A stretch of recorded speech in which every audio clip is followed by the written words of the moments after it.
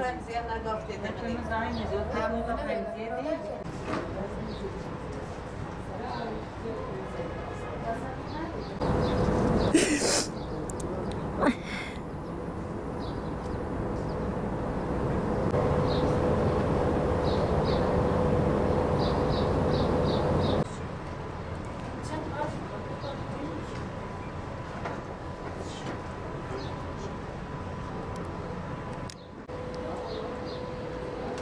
Bayana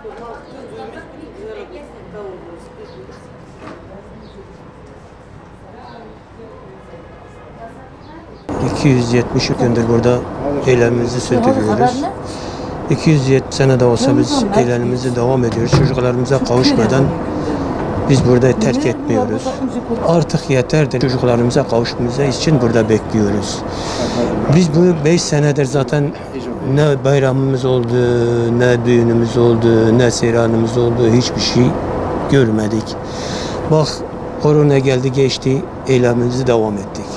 Oruç geldi geçti, eylemimizi devam ettik. Bak bayramı da gördük, zaten bayram yapmadık.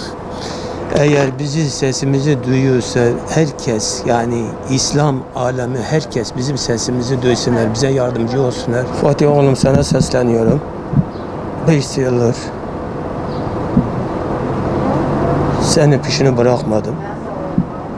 Ne Suriye kaldı,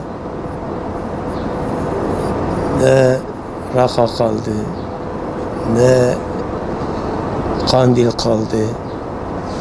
Hiçbir yeri bırakmadım, senin peşindeyim.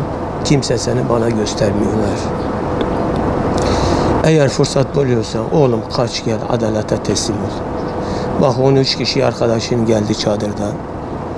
Hiç kimseye kelepçe vurmadan evine gittiler, anasına, babasına kavuştular, kardeşlerine kavuştular.